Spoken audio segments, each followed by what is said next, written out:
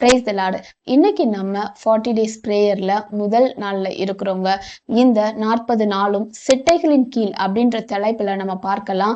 இன்னைக்கு முதல் நாள்ல என்ன வசனத்தை நம்ம தியானிக்க இருக்கிறோம் அப்படின்னா, ரூத்தின் சரித்திரம் 2ஆம் அதிகாரம் 12ஆம் வசனத்துல, இஸ்ரவேலின் தேவனாகிய கர்த்தருடைய செட்டைகளின் கீழ் அடைக்கலமாய் வந்த உனக்கு அவராலே நிறைவான பலன் கிடைப்பதாக. ஆமேன். இன்னைக்கு இந்த வசனத்தை தியானிக்க போறோம். செட்டைகளின் கீழ அடைக்கலமாய் வந்த ரூத்துக்கு நிறைவான பலன் கிடைத்தது போல நீங்களும் செட்டைகளின் கீழ வந்தீங்க அப்படின்னா கண்டிப்பா கர்த்தர் உங்களுக்கு நிறைவான பலனை தருவாருங்க. இந்த நிறைவான பலனை குறிச்சு நம்ம பார்க்கலாம் ஒவ்வொரு காரியமாக. முதல் தினத்துல கர்த்தர் இன்னைக்கு அந்த நிறைவான பலன் நம்மளுடைய வாழ்க்கையில என்ன தரதா இருக்கிறாரு அப்படின்னா பரிமாற்றம் தாங்க. ரூத்தின் புத்தகத்துல முதல் அதிகாரத்துல ரூத் நகோமி இடத்துல சொல்லியிருப்பாங்க, நீர் போகும் இடத்திற்கு நானும் வருவேன், நீர் தங்கும் இடத்தில் நானும் தங்குவேன், உம்முடைய ஜனம் என்னுடைய ஜனம், உம்முடைய தேவன் என்னுடைய தேவன் அப்படின்னு நகோமிட்ட ரூத் சொல்லியிருப்பாங்க. சோ இந்த வசனத்துல கர்த்தர் நம்மளுக்கு என்ன சொல்ல வர்றார் அப்படின்னா, நம்மளுடைய பழைய காரியங்களை விட்டுட்டு கர்த்தரிடத்துல கர்த்தரே அடைக்கலம்னு நம்ம வந்தோம் அப்படின்னா அங்க ஒரு பரிமாற்றம் வருங்க. அது என்ன பரிமாற்றம் அப்படின்னா, ரூத் தன்னுடைய ஜனத்தை விட்டு, அதாவது மோவாபு தேசத்தை விட்டு, மோவாபு தேவர்களை விட்டு வந்து தேவன் தான், தேவனுடைய ஜனம் தான் என் ஜனம் அப்படின்னு அங்க மன உறுதியா நகோமி கூட வராங்க. சோ அதே போல நம்மளும் விரும்பி அந்த மாற்றத்தை ஏற்றுக்கொள்ளணுங்க. பழைய வாழ்க்கையை விட்டுட்டு புதிய வாழ்க்கைய நம்ம தொடங்கும் பொழுது அந்த புதிய பரிமாற்றம், பியூட்டிஃபுல் எக்ஸ்சேஞ்ச் அங்க நடக்குங்க. அப்படி நடக்கும்போது என்ன ஆகும் அப்படின்னா, ரூத் ஒரு சாபத்தின் வாழ்க்கைய வாழ்ந்துகிட்டு இருந்தாங்க. நம்ம எல்லாத்துக்கும் தெரியும், லோத்தின் இடத்துல முதல் மகள் பெற்றதுதான் மோவாப். அந்த மோவாப் தலைமுறைய கர்த்தர் சபிச்சிருக்காருங்க.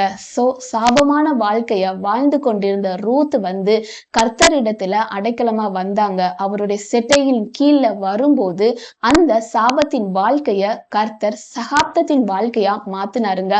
ஒரு சரித்திரமான வாழ்க்கையா மாற்றினாரு. எப்படி அப்படின்னா, எந்த தேவன் அந்த மோவாப் தலைமுறைய சபிச்சாரோ அந்த தேவனுடைய குமாரன் இயேசு இவங்க வம்சத்துல வர வேண்டிய சித்தம் அங்க இருந்துச்சுங்க.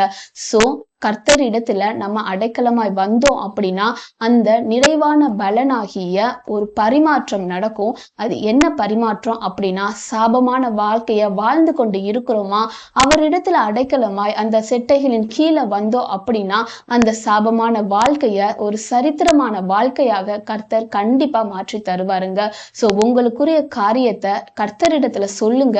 அதுல எப்படி ரூத் மன உறுதியோட கர்த்தரை பற்றி கொண்டாலோ அதே போல நம்மளும் மன உறுதியோட எப்பொழுதுமே கர்த்தரை பற்றி கொண்டு இருந்தோம் அப்படின்னா நிறைவான பலனாகிய ஒரு பரிமாற்றம் நம்மளுடைய வாழ்க்கை ஒரு சரித்திரத்தின் வாழ்க்கையாக மாற்ற கர்த்தர் வல்லவராய் இருக்கிறாருங்க. இந்த முதல் நாளுல இந்த காரியத்தை நீங்க தியானிங்க. கர்த்தர் கண்டிப்பா நீங்க என்ன காரியத்திற்காக ஜெபித்து கொண்டு இருக்கிறீங்களோ அந்த காரியத்தை உங்களுக்கு கைகூடி வர பண்ணுவாருங்க. நம்ம எல்லாரும் ஜெபிக்கலாம். அப்பா ஸ்தோத்திரம் தகப்பனே, ஆவியானவரே, இந்த முதல் நாள்ல செட்டைகளின் கீழே வந்த ரூத்துக்கு தகப்பனே நிறைவான பலனை கொடுத்தது போல தகப்பனே, அப்பா நீங்க தான் அடைக்கணும் அப்படின்னு சொல்லிட்டு உம்முடைய செட்டைகளின் கீழே நாங்க வந்திருக்கிறோம்ப்பா.